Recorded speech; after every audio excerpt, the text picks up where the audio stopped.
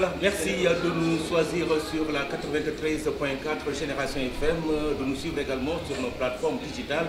C'est votre émission Carte sur table, l'émission politique qui s'est déplacée aujourd'hui à Goudomp pour rencontrer justement le président du mouvement politique Goudomp Debout, Olivier Boukal, il s'appelle. Merci d'avoir accepté notre invitation. Merci M. Diémé, et tout le plaisir est pour moi. Voilà, Olivier Boukal, donc le président de ce mouvement politique Goudomp Debout, il est en même temps inspecteur des trésors engagé dans le cadre justement de la lutte pour le développement de son Balantakunda. Je vous l'annonçais, donc l'émission politique présentée par votre ami fidèle serviteur Amadi Khalilou Djemi. Olivier Boukal, vous êtes le président de Goudomp Debout qui a été lancé depuis 2018. Parlez-nous de votre mouvement politique et qu'est-ce qui a motivé, qu'est-ce qui vous a poussé à vous engager dans la politique? Merci encore. Goudomp Debout est né d'un constat. Nous vivons dans une partie du Sénégal qui a connu beaucoup de soubresauts. C'est la partie la plus affectée par le conflit de la Casamance. C'est aussi la partie de la région de Sédhiou qui est limitrophe à un autre pays. Donc c'est une partie qui en vérité regorge de plusieurs enjeux qui malheureusement n'a pas été développée et n'a pas connu de toute façon et de manière générale les interventions de l'État. Cela nous a un peu posé problème et on a essayé d'analyser qu'est-ce qui explique que ça ne marche pas chez nous alors que au regard des potentialités, parce que du point de vue donc de la culture, de l'agriculture et autres, Goudomp est presque premier sur beaucoup de plans. Premier producteur de bananes, premier producteur d'anacarde, premier producteur de mangue et autres ici en Casamance. Donc on avait du mal à comprendre, compte tenu de toutes ces potentialités, qu'est-ce qui explique que cette région, que cette partie donc, de la région de Sédhiou peine toujours à se développer. Alors, nous avons estimé que donc, il était hors de question que nous, les jeunes cadres donc, de la région, restions à Dakar et laissons donc, le champ libre à des politiciens professionnels qui ne se soucient pas en vérité du sort de nos populations et qui se livraient vraiment à des actes et attitudes qui n'honorent pas et qui ne donnent pas le sourire à nos populations. C'est dans cette perspective que nous nous sommes engagés en politique pour au moins impulser une nouvelle dynamique et implémenter une nouvelle idéologie, une nouvelle façon de faire de la politique sans exploiter les populations. Et depuis 4 ans aujourd'hui, vous avez lancé le mouvement. Aujourd'hui, est-ce que vous avez cueilli les fruits justement escomptés? Oui, du point de vue électoral, les gens pourraient penser que peut-être que nous n'avons pas encore eu tous les fruits que nous voulons. Alors que nous, l'objectif lancé dès le départ n'est pas réellement de gagner systématiquement à toutes les échéances électorales, mais de pouvoir implémenter, comme je l'ai dit tout à l'heure, une idéologie au niveau des populations en vue de les éveiller et de les pousser à désormais avoir une attitude avant-gardiste devant les politiciens qui pensent qu'ils peuvent tromper tout le monde pour satisfaire pour assouvir un peu leurs intérêts. Alors, de ce point de vue, Goudomp Debout, je pense que nous on a presque atteint notre objectif, puisque né il y a 4 ans seulement, nous sommes devenus une force incontestable. Je vous l'avais dit que nous étions deuxième dans les élections départementales, mais nous connaissions notre force. Malgré tous les moyens déployés par l'État, nous avons réussi à engranger des résultats tellement énormes que aujourd'hui, Goudomp Debout s'estime en tout cas être la première force. Et la raison, pendant les élections législatives, nous avons pu remporter les élections législatives ici dans ce département. Donc, de ce point de vue, je pense que nous sommes très satisfaits du travail que nous sommes en train de faire et les populations nous ont compris et nous accompagnent dans cela, malgré que nous n'avons pas les moyens que l'État ou de l'État pour pouvoir distribuer comme eux ou se transformer en guichet automatique. Mais malgré cela, la population est avec nous. Cela montre encore une fois que Goudomp Debout est une nouvelle chance. Et Goudomp Debout est une nouvelle offre politique loin de toutes les cachotteries et autres mesquineries. Goudomp Debout impulse vraiment un développement et accompagne les populations sans attendre une contrepartie. Goudomp Debout, mouvement politique, vous l'avez dit, qui a joué grandement sa partition dans la victoire de la coalition, l'intercoalition, disons, Yewwi Askan Wi, Wallu, lors des dernières échéances législatives. Vous avez joué votre partition. Qu'est-ce qui a été déterminant selon vous? Est-ce que c'est l'éveil ou le réveil des populations qui est donc à l'origine justement de ce renversement de situation? Oui, c'est justement cela. Parce que pour ceux qui ont suivi un peu par cette campagne-là, on sait pendant une semaine, l'intercoalition n'a pas battu campagne. Et c'était la coalition Beno qui était sur le terrain. Et en une semaine seulement, il a fallu que nous renversions la tendance, sans moyens.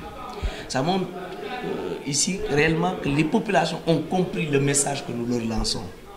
Les gens ne peuvent pas vous ignorer pendant 4 ans ou pendant 4 ans, 8 mois et à 2 mois des élections qu'ils viennent vous tromper avec des promesses à n'en plus finir ou avec quelques billets de banque qu'ils distribuent par-ci par-là.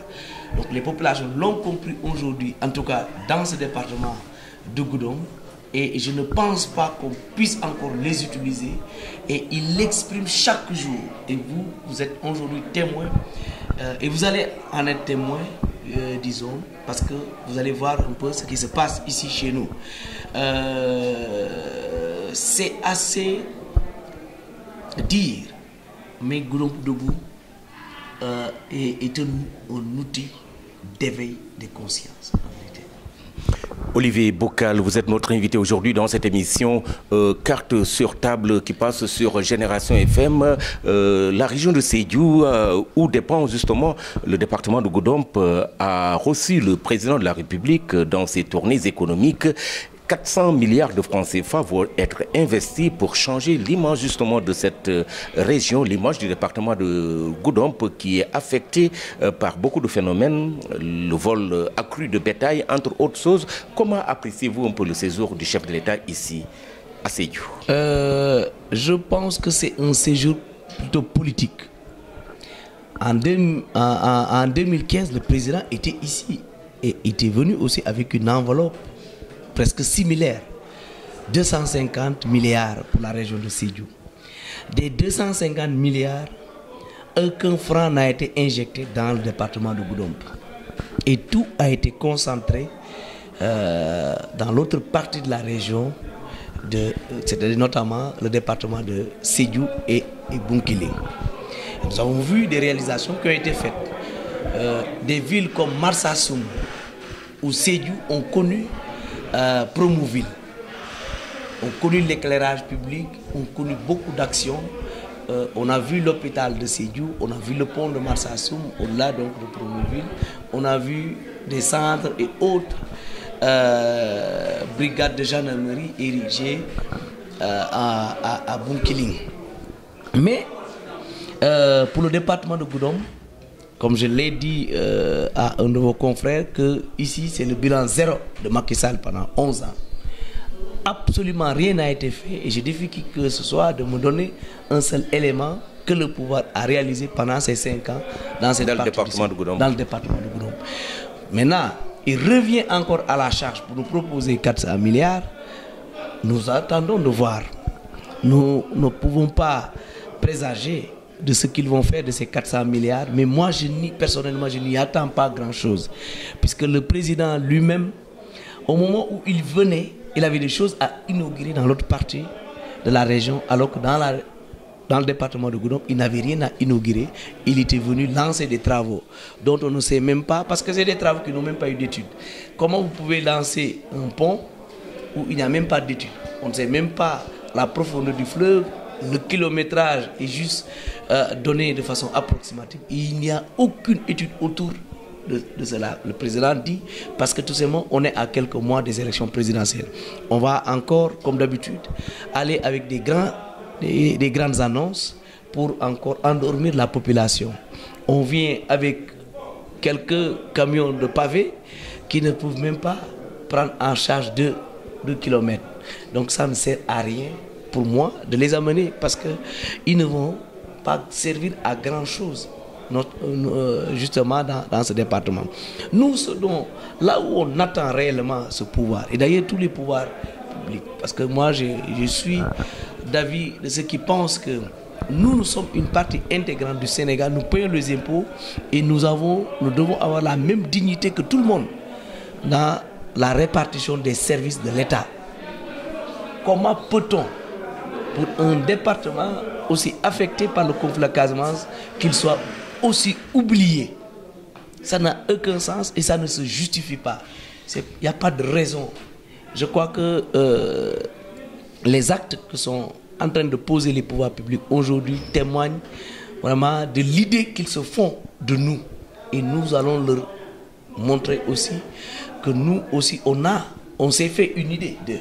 Et on va le démontrer, en tout cas pendant les élections présidentielles à venir. Pour ces élections présidentielles à venir, vous avez pris une décision avec tout le mouvement. Vous avez dit que les sensibilités se sont prononcées.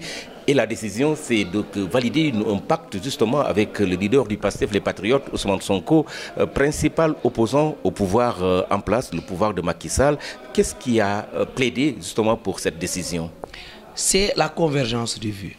Je vous avais dit que Goudomp Debout a été créé par des gens qui n'ont jamais fait de la politique et qui n'ont jamais été connus par le public dans le landerneau politique. La même chose, PASTEF a été créé par des gens qui n'ont jamais fait de la politique. Et quand on regarde leur démarche, on se rend compte que le PASTEF n'est pas en train de distribuer de l'argent. Le PASTEF pose des actes. Goudomp Debout fait la même chose, vient poser des actes et ne distribue pas de l'argent. Donc il y a tellement de choses qui nous lient et qui expliquent que lors des élections législatives, quand on a décidé d'aller ensemble, tout de suite, c'était l'euphorie et tout le monde réclame ce compagnonnage-là. Et nous n'avons pas manqué vraiment d'apprécier cela aussi, puisque il y a des choses qui se passent dans ce pays et qui aujourd'hui ne nous convainquent pas. Parce que pour moi, c'est pas normal qu'on déchaîne toute une justice contre des opposants, contre des personnes, qu'il y ait autant d'assassinats et sur des personnes vraiment du Sénégal. On a tué jusqu'à tuer même des forces de l'ordre. Ça, je crois que le Sénégal n'en a jamais connu et il y a eu plus de morts dans ce régime-là qu'il n'en a jamais eu dans tous les régimes que nous avons connus. C'est alarmant, c'est pitoyable et c'est regrettable. Donc il y a toutes ces raisons-là qui font qu'aujourd'hui, nous allons non seulement sanctionner un projet, mais nous allons soutenir un projet. Nous allons soutenir le projet PASTEF qui aujourd'hui est en train de convaincre les Sénégalais et nous allons sanctionner le projet machiavélique du pouvoir en place. Un projet machiavélique, mais celui que vous allez donc protéger et sécuriser sa candidature, sûrement, il faut passer par là. Est-ce que vous êtes sûr qu'il sera candidat avec ce que vous venez d'évoquer? Il ne s'agit même pas d'être sûr. Nous avons vu Abdoulaye Wade avec son ticket en 2011. N'eût été la détermination des Sénégalais, le ticket aurait passé.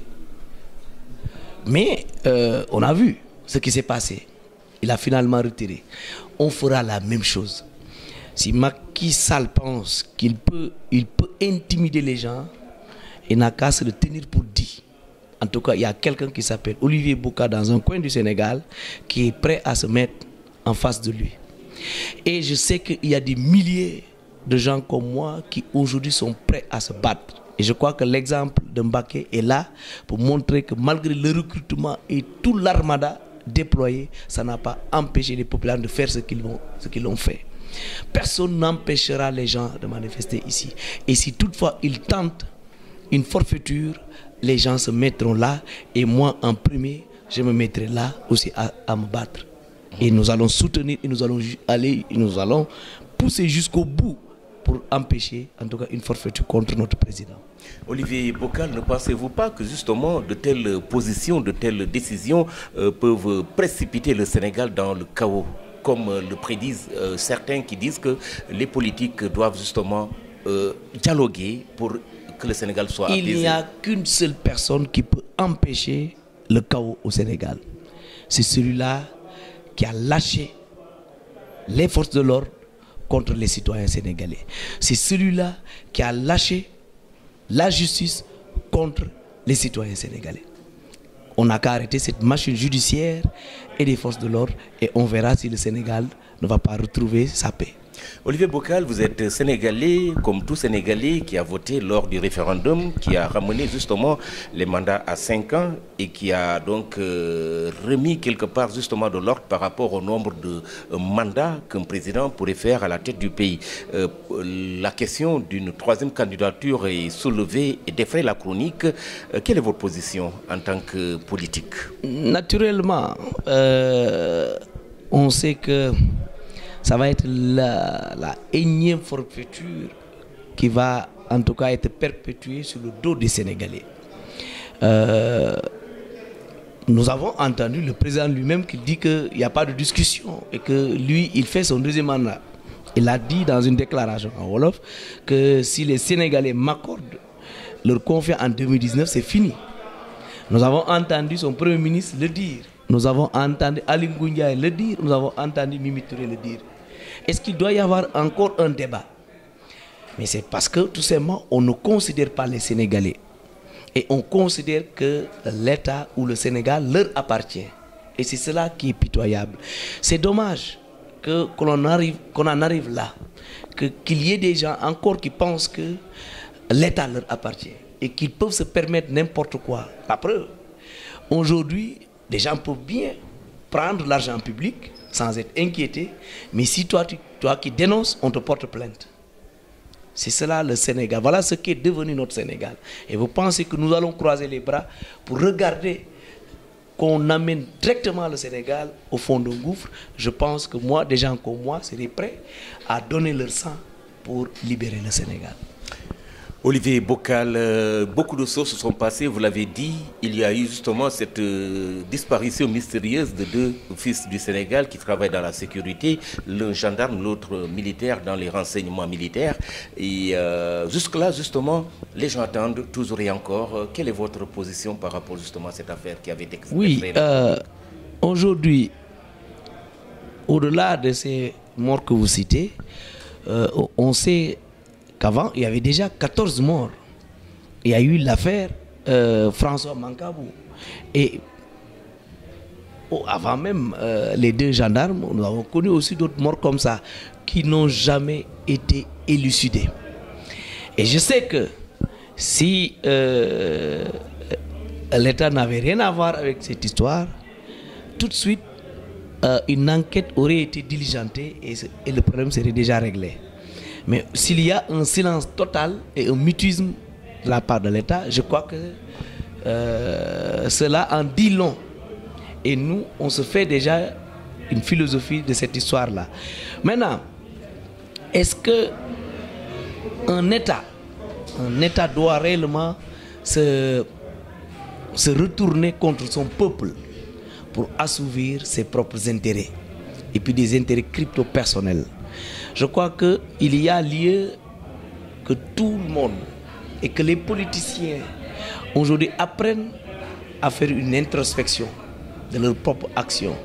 Ce n'est pas possible parce que je sais qu'il y a des choses qui ne se posent même pas ailleurs. Dans toutes les grandes démocraties, il y a des questions qui ne se posent même pas. Mais malheureusement, on les vit encore et ça, ce n'est pas possible. Il faut vraiment que le Sénégal revoit sa copie parce que le monde entier nous regarde. on ne peut pas continuer à tuer des Sénégalais, on ne peut pas continuer à bâillonner notre justice, on ne peut pas continuer à avilir nos institutions et qu'on continue à regarder sans rien faire.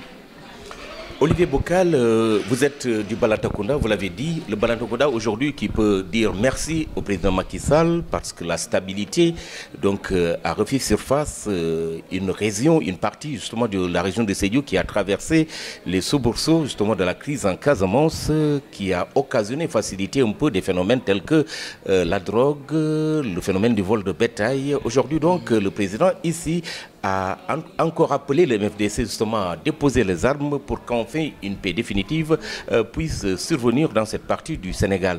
Quelle est votre opinion par rapport justement à cette posture que le président a dégagée depuis qu'il est là en 2012? Depuis qu'il est là, c'est le moment où la Casamance a commencé à connaître justement cette paix, même si elle n'est pas encore définitive totalement. Oui, sur ce point, je crois que comme tous les Sénégalais, on rêve tant, et surtout pour nous autres fils de la Casamance, on rêve tant de cette paix-là. Et je ne connais pas les démarches que l'État a entreprises, mais ce qui est clair et comme vous l'avez rappelé, il y a quand même une accalmie depuis quelques années. Si on le doit aux actions du président, nous lui félicitons pour ça. Mais nous allons continuer à l'encourager à aller davantage au dialogue pour que l'on puisse retrouver cette paix-là. Je crois que la Casamance est un îlot, je veux dire, un paradis, doté de tout. Cette situation, même l'évoquer, on a souvent un pincement de cœur quand on l'évoque, parce que personne ne souhaiterait voir sa région être dans un tel état. Parce que même s'il y a la calmie, des partenaires ou autres investisseurs peinent toujours à s'installer puisqu'il y a toujours la psychose qu'on pourrait être attaqué à tout moment. Et la Casamance a besoin d'être développée. La Casamance ne peut pas seulement servir de grenier pour le Sénégal, mais la Casamance a besoin d'être développée. Et il y a beaucoup de choses qu'on doit faire en Casamance. Peut-être qu'on ne pourra pas tout évoquer, mais pour moi, il est très important. Le Casamance peut encore nourrir le Sénégal et la sous-région, parce que Dieu nous a tout doté. Auditrices et auditeurs, chers internautes, je rappelle que vous suivez votre émission Carte sur table sur Génération FM avec votre ami et fidèle serviteur Amadi Khalilou Diémé qui reçoit aujourd'hui Olivier Bocal, président justement du mouvement politique Goudomp Debout, inspecteur des trésors. Nous allons passer à la deuxième partie de cette émission en wolof. Mbokk yi di leen nuyu ku nekk ci turam ak santam di leen fàttali rek yéen a ngi déglu seen émission su donc carte sur table ci seen rajo Génération FM tey jii ak seen naataango Amady Khalilou Diémé. Tey suñu gan suñu invité mooy kooku di Olivier Bocal nekk président bu benn mouvement politique bu ñu doppee Goudomp Debout nekk fii ci région bu Sédhiou. Olivier Bocal ñu ngi lay jaajëfal ci disponibilité bi nga xam ne moom nga am. maa ngi lay gërëm aussi ci invitation bi di gërëm aussi tous les spectateurs donc de la Génération FM. Olivier Bocal yow yaa jiit mouvement politique boobule mu tudd ñu duppee ko Goudomp Debout lan moo waral sa engagement politique donc ba nga créer mouvement lan moo lakku ci gannaaw loolu yëpp. Goudomp Debout dafa di mouvement boo xamante ne ay ndaw Goudomp ñoo ko sànc te boo seetee ci ndaw yooyu da ngay gis ni ndaw yooyu kenn ci ñoom musul def politique. Les gens sortis du néant ñi ñëw dugg ci politique ne ñoom am na loo xamante ni dañ ko constater ci biir département bi mooy département bi gën a sonn ci département yi nekk ci région de Sédhiou.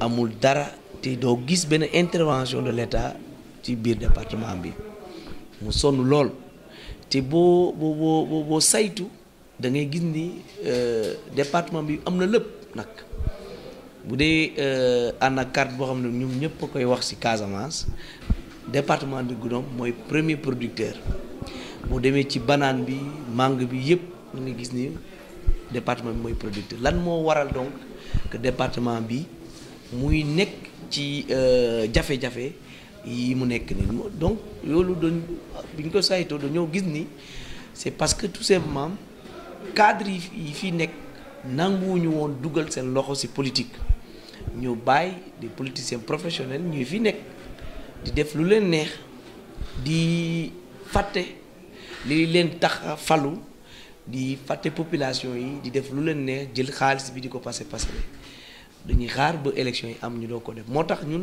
ñu ne mais loolu tamit mënu wëy ñun nag dañuy dugal suñu bopp ci politique boobu xeex comme ñëpp ba conscientiser population parce que loolu moo ñu taxaw na jóg parce que ñun dañoo ne ñi fi nekk suñuy màgg lañu suñuy ràkk lañu suñuy yaay lañu et ainsi de suite donc mënuñu continuer di ko seetaan parce que ñun fii lañ juddoo fii la ñu màggee li ñu am tey départ bi moo ñu ko jox. donc am na loo xamante ne ñun mënuñu ko seetaan moo tax suñu engagement ci langue politique. bu ngeen engagé woo depuis ñeenti at bi léegi di 2018 ngeen lal li nga xam ne loolu mooy Goudomp Debout mettre ko sous les fonds baptismaux comme ni ñu koy waxee tey jii ban bilan lañ mën a jàpp ci participation yi ngeen participer ci ay échéances électorales est-ce que bu doon Goudomp Debout mën nañ ne am na ay performances yu mu def fii ci wàllum politique. Goudomp Debout moom loolu je crois que boo laajoon sax même xale bu ndaw. dina la wax Goudomp Debout am na ay performance parce que ñun fii gis nañu ay mouvement yi di juddu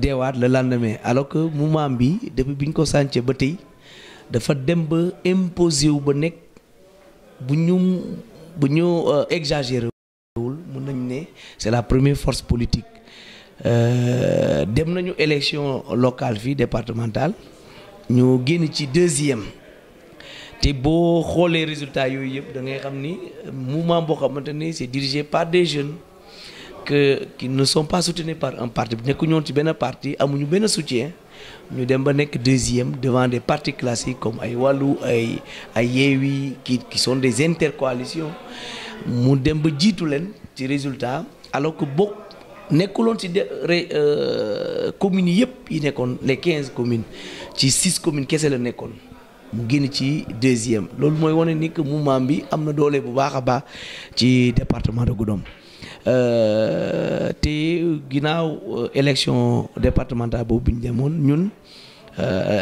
pour les élections des mairies les locales jot nañu gagné 2 mairies mairie bu Saamine ak mairie bu Koulibantang donc loolu mooy wane ni mouvement bi vraiment am na jaar-jaar parce que mouvement bi doogu juddu bay dem bay contrôler ñaari commune gis nañu ay partis fii nekk mosuñu contrôler benn commune mais ñun mouvement bu local la bi contrôler ay communes donc loolu je crois que ñun vraiment ñu ngi koy rafetlu di ci kontaan bu baax a baax dem nañu élection locale ay législative ñun nekk ñu woon ay candidats nag ñu dem soutenir Yewwi Askan Wi boo xam ne dafa xawoon na néew doole puisque ñoom tamit comme ñun lañ amuñu woon moyen ñu dugal ci suñu loxo booloo ne leen nañu dem xeex parce que am na loo xamante mu ngi xew ci dëkk bi suñ ko bàyyee dina Sénégal dina gën a sooxe ñu d'accord dem ànd et finalement ñu ñoo remporter élection législative je crois que tey jii mën nañu wax ni Goudomp Debout vraiment force la boo xamante ne duñ ko werante waaw ci ndax suñuy laaj rek ndax yow pour yow lan moo plaider pour performance yooyu ndax population yi ñoo commencé yeewu si lu tubaab bi duppee éveil des consciences ou réveil des populations ndax loolu moo plaider justement bien si sûr performance yooyu la bien sûr man loolu laay wax parce que ñun suñu objectif premier c'était nu ñuy def ba yee suñu population pour ñu comprendre nan la politiciens professionnels ñi di doxalee parce que dafa am nu ñuy mel seen melokaan ci biir département bi moo tax ñun bi ñu ñëwee li ñuy njëkk a def avant ça ñuy poser ay action dañoo commencé woon di leen éveiller di leen won di leen teg ci yoon di leen wax ni lii ak lii moo am ku la wax lii ak lii defal lii et ainsi de suite te loolu dem nañu vraiment gis nañu population mu ngi ànd ak ñun di ñu continuer di ñu soutenir di def des efforts personnels man parfois damay tiit sax parce que dama koy wax nit ñi man parfois damay tiit damay naan joxuñu leen dara yaakaar bi ñi am si ñun vraiment est-ce que ñun dinañ am kattan doole ak mën-mën pas-pas boobu pour jàppale leen jox leen delloo leen vraiment njukkal parce que franchement population bi tey jii dañoo fas yéene gunge ñu ci suñu politique ci suñu vision et loolu vraiment ñu ngi koy rafetlu parce que population bi tey jii man gëwuma ni politicien mën na leen naxaat fii ci département bu Goudomp bi wax xaw ma feneen de waaye ci département bi kenn mënatu leen nax loo mënta indi fii population bi ñoo lay arrêté parce que xam nañu fi ngay jëm tey jii am nañ niveau boo xamante ni xam nañ politicien comprendre nañ leen te ñoom léegi politicien naxatuñu leen ñoo ñooy nax politiciens yi.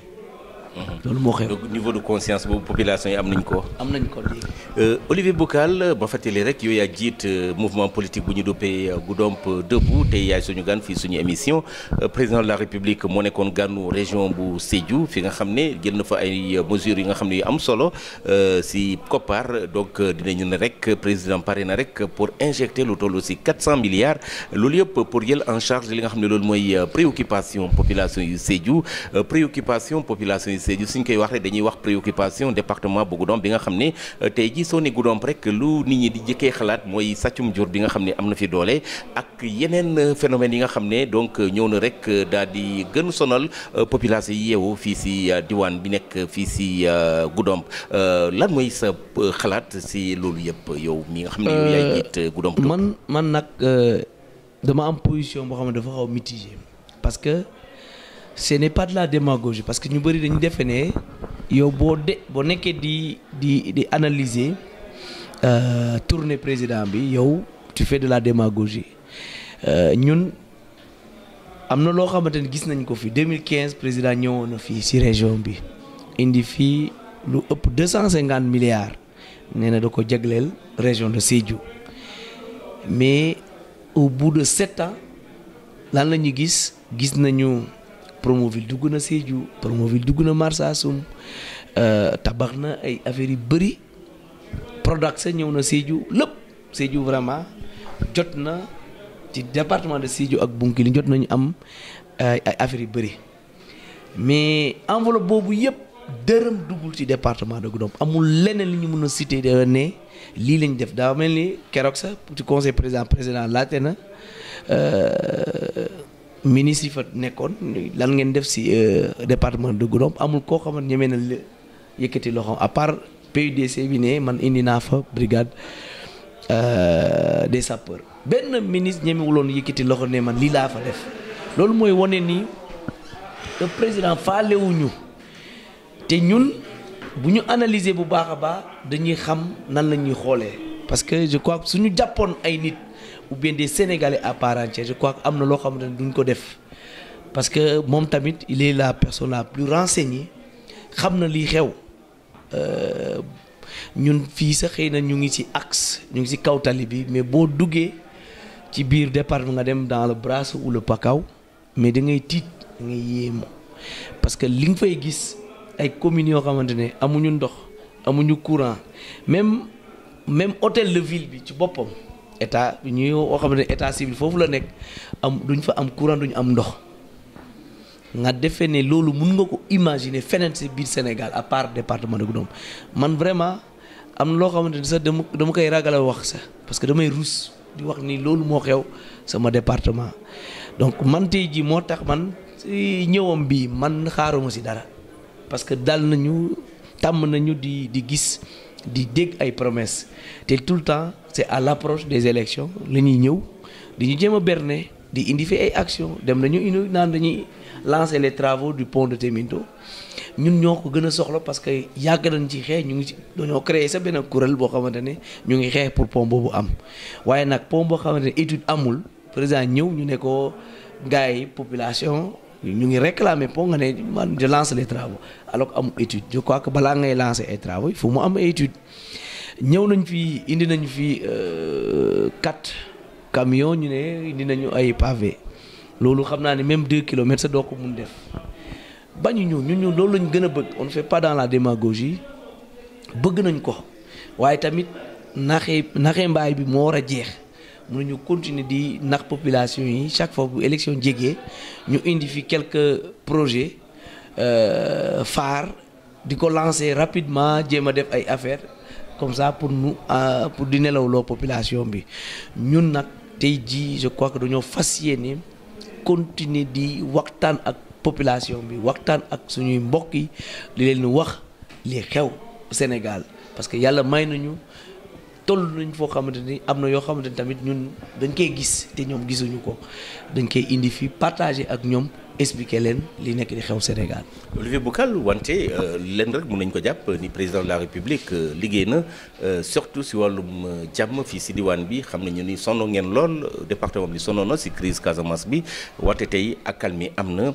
tey mën nañ ne donc espoir am na pour rek Balantacounda mën a continuer justement di liggéey pour li nga xam ne loolu mooy koom bi développement bi fii si diwaan bi tey suñu la laajee rek si partition président de la République pour jàmm bi parce que fii Goudomp-Sall tendrait encore la main au MFDC mouvement des forces démocratiques de la Casamance ne leen rek pour ñu déposer arme bi ñu ñëw ñu waxtaan ndax jàmm mën a sax définitivement fii si diwaan bi.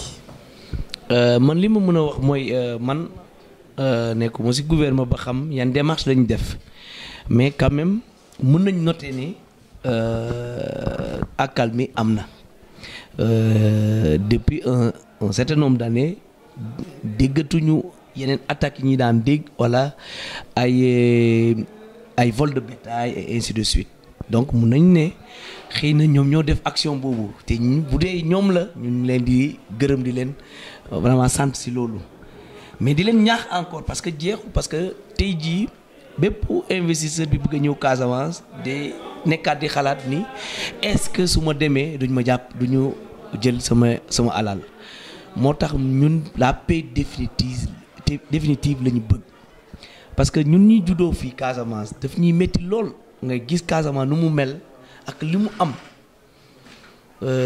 vraiment gëm nañ ne war na mën a weesu nekk simplement un grenier du Sénégal Casamance war na mën a am ay projets yoo xamante ne tey jii dina dimbali bu baax a baax jeunesse bi dimbali Sénégal ci chômage bi parce que projet yooyu su amee mënoo leen am ay fruits ay mangue et ainsi de suite ba pare amuñu benn usine boo xamante ne de transformation de ces fruits là nga am anacarde indien yi di jóge fële ak chinois yi di ko ñëw jël fii nga xool trajet yi ñuy def yëpp pour ñëw ak seen bateau pour jël fii anacarde delluwaat seen dëkk ba pare tiri ci bénéfice donc je crois que suñu amoon unité fii nu mu doon mel prix yi c'est déjà dina gën a yokk pour les producteurs mais dinañ am une main d'œuvre boo xamante ne tey jii fii lañ ko mën a tibbee vraiment ñun ñu ngi vraiment ñaax état daal mu continuer di góorgóorlu vraiment dialoguer avec le MFDC pour que paix définitive ñëwaat Casamance. Olivier Boucal jël nga dogal bi décision bi mooy donc accompagner li nga xam ne loolu mooy si présidentielles yi ñëw ki nga xam ne moom mooy Ousmane Sonko ak le Pastef les Patriotes lan moo lakku si décision boobu. Décision boobu dafa tëdd ci ay réseaux yu bëri parce que ñun comme ni ma ko waxee woon ci njëlbeen ñun ñi lancé mouvement bi c'est des jeunes yoo xamante ne ñoom bokkuñu woon ci benn parti c'était des jeunes citoyens qui étaient là yoo xam ne ci ay actions citoyennes lañ leen daan gisee ñu ñëw toog former mouvement bi parce que dafa am loo xamante ne dañ koy fustiger te boo xoolee Pastef aussi noonu la juddoo boo xoolee ñi entouré Sonko yëpp a commencé par moom ci boppam nekkaloon ci benn parti musuloon def politique donc dafa am une convergence de vues et même de méthode parce que boo xoolee doxalinu Pastef nga xool doxalinu Goudomp Debout c'est la même chose ñun amuñu xaalis bi ñuy distribuer nag waaye am nañu ay idées yoo xamante ne suñu toggee ak suñu jigéen yi dañ leen di organiser jàppale leen gunge leen ba ñu gis ci seen bopp te duñ leen jéem a nax donc démarche boobu moo tax à un moment donné ñun bi surtout bi ñu demee élection législative ba ànd ak ñoom parce que ñu nekk ñu woon ay candidats mais bi ñu jàppalee Yewwi loolu dafa indi rapprochement entre ñun ñaar ba population kontaan ci lool ba commencé di ñu pousser di réclamer ñun ñu liggéey ak Sonko ñoom gisuñu leneen lu dul Bocal di liggéey ak Sonko parce que ñoom dañ koy wax fii nag que dans le département Goudomp seen Ousmane Sonko mooy Bocal mooy Olivier Bocal donc bu ñu demee ba egg ci niveau boobu mënuñu continuer nag di beru il faut que ñu am fi ñu bokk surtout que ñu ngi dem ci élection présidentielle te gis nañu ay actions yi di gouvernement bi nekk di poser dafa di loo xamante ni en tout cas ñun ça ne nous convainc pas convaincre ñu dara parce que jamais dans l'histoire du Sénégal ñu rey ci ay doomu aadama te du am benn justice bi ñu leen defaral vraiment loolu daf ñoo métti lool parce que tey jii xëy na da mën nga ne c'est le problème de l'autre du man mais suba mun na nekk ci yow ñun Mankaañ yi ñu ngi jooy ba tey suñu François Mancabou parce que dafa di dee boo xam métti nañu te amuñu dara loo xamante ne leer na te nuñ ko traité sax moo ñu gën a métti gis nañu suñu justice tey jii amatul presque valeur moo tax tey jii défiance yi bëri société civile bi journalistes yi kenn xamul lu mu doon tey ci Sénégal boo waxee ñu tëj la ku sàcc xaalis dina dox ci dëkk bi te du am benn problème ba pare ñeme na sa dem porter la plainte parce que yow da nga ko dénoncer loolu ñu gis ni loolu moom loolu moo xew ci suñu réew loolu moo xew ci suñu dëkk moo tax ñun tey jii ñu ne loolu mënu continuer mënu wëy. ngeen engagé ci gatsa bi. gatsa bi que ñu ngi ci biir à partir de bés ni ki tey dinañ xeex dinañ taxawal Ousmane Sonko te ku ko jéem a laal dinañ dégg ci département. est-ce que wóor na jàppale Sonko bi nga xam ne déjà ñu ngi ci ay dossiers judiciaires est-ce que dina doon candidat. man damay wax nit ñi toujours ñun gisoon nañu fi Ablaye Wade bi mu buggee imposer Sénégal yi ticket présidentiel fii mais bu nekkuloon engagement de la population Ablaye Wade dina doon jàllale loi boobu ba pare su amoon 25 parce qu'il avait après je crois 34 xaw ma ñaata la amoon donc ça veut dire que moom waroon na continuer def 3e mandat mais détermination population moo tax mu retirer projet boobu tey jii Macky Sall bu mu nax boppam nag na xam ni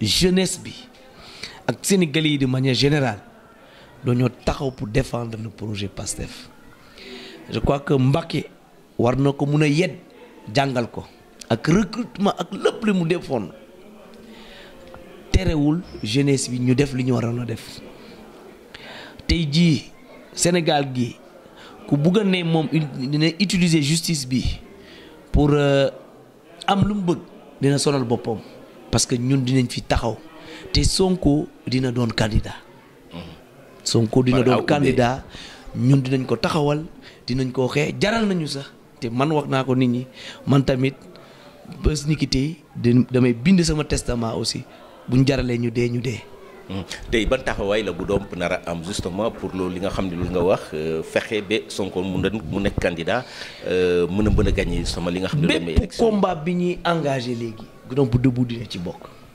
bépp combat bi ñuy engagé Goudomp Debout dina ci bokk te dañuy sonal seen bopp ñun dinañ ci taxaw bu baax a baax parce que am na loo xam ne mënuñu ko continuer di ko seetaan parce que Sénégal kenn doonu ko ci ay maamam kenn doonu ko ci ay waajuram donc ñu ñëpp ñoo ko bokk donc lan mooy tax nit ñëw defe ni moom moo ko moom jël suñu institution di ko utiliser contre les citoyens sénégalais. pour yow Macky Sall dafa utiliser institution de la République pour xeexal Sénégal lan la def bu dee yow nag da ngay toog ci dëkk yow nit ki bañul ne neewul rapport amul parce que moom ci boppam moo ne rapport am na par exemple ba pare ñu ne la yow rapport la épinglé nga porté plainte ba pare ñuy sonal nit kooku loolu lu mu tekki mooy yow da nga jël justice bi institution mooy bi nekk justice di ko utiliser contre quelqu'un contre un citoyen sénégalais parce que tey jii yow yaay tànn ki koy jiite loolu la ñuy bañ te duñ ko nangu te bu buggee eggali mandat am bi kay je crois que moom na arrêté machine judiciaire bi sinon ñun dinañ ko taxawal bi. Olivier Bocal, le président de la République bu mu ñëwee Sédhiou dafa mobiliser nee nañu nit ñi dañoo jógee ci coin et recoin yu Sédhiou yi pour ne rek président Inoumbara si lu mu def. Est-ce que ragaloo ni population yi peut-être ils ont tourné le dos à l'opposition daal di fekk ji ki nga xam ne moom Macky Sall potentiel candidat. dama lay wax benn confidence man démb rek 8 coordonnateurs de Benno Bokk Yaakaar alors que amoon naa déjà ñaar yi ma woon coordonnateur de Benno Bokk Yaakaar alors 8 coordonnateurs communaux ñoo ma woon nee ma su ma porta su ma jege woon ma woon la message bi ma woon la message ak waxtaan bi ma def ak ñoom que ñoom tey jii ñëw nañu Goudomp Debout donc kooku kay ba léegi lan moo tax ñuy gis ay oto Gambie ay oto Guinée Bissau Goudomp fi gisoon nañ ay oto Guinée Bissau benn Goudomp boo nekkoon fi Goudomp ñi dañ doon dox tout naturellement vaquer à leur préoccupation kenn génnul kenn demul fa ñu dem jëlee ay nit feneen di leen indi fii di nax président te moom moo nangu ñu koy nax mais ñoom xam nañu très bien que amuñu benn doole ñu ngi nax président mais ce sera fatal pour lui en 2024. Il sera candidat. C'est son problème man damay wax toujours nit ñi Macky Sall su ko neexee sax na nekk candidat su ko neexee sax na nekk candidat mais du fi jàll. Il sait qu'il n'a même plus le quart des Sénégalais te élection législative wone na ko sàcc gi ñuy sàcc au nord dans le Podor et autres moo tax sa ñu amoon ñu ne ñoo am 81 députés mais ñoom ñëpp xam nañu amuñu ko woon te pour la première fois dans l'histoire politique du Sénégal ñu imposer au Sénégal une cohabitation loolu yëpp ñëpp gis nañ ko donc amul leneen li ñuy si sàkk fii 2024 Macky dafa ñuy abal. C'est sûr. C'est clair. Voilà, Olivier Bocal, voilà, nous sommes arrivés au terme de cette émission. Nous vous laissons dire votre mot de clôture. Voilà, merci. Vous me permettez de vous remercier, vos générations FM, vraiment, très sincèrement, pour cette émission et cette invitation. C'est toujours un plaisir de voir, en tout cas, les gens de chez nous se débrouiller et créer des organes qui aujourd'hui font la notoriété et la fierté des Casamançais. Je vous encourage très sincèrement et vous me permettez aussi de saluer toute la population du département de Goudomp qui nous écoute et leur dire en tout cas je suis là et je serai là toujours pour eux. Merci Olivier. Merci donc à Olivier Bocal, président du mouvement politique Goudomp Debout, inspecteur des trésors, engagé justement dans ce qui est de faire en sorte que Ousmane Sonko soit candidat, qu'il soit le futur président du Sénégal. C'était l'essence même de notre émission. Merci à vous, auditrices et auditeurs, de nous avoir suivis. C'était votre ami fidèle serviteur Amadi Khalilou Diémé à la présentation. Nous vous donnons rendez-vous le dimanche prochain pour notre numéro de Carte sur table, l'émission politique de Génération FM. D'ici là, passez d'excellents moments.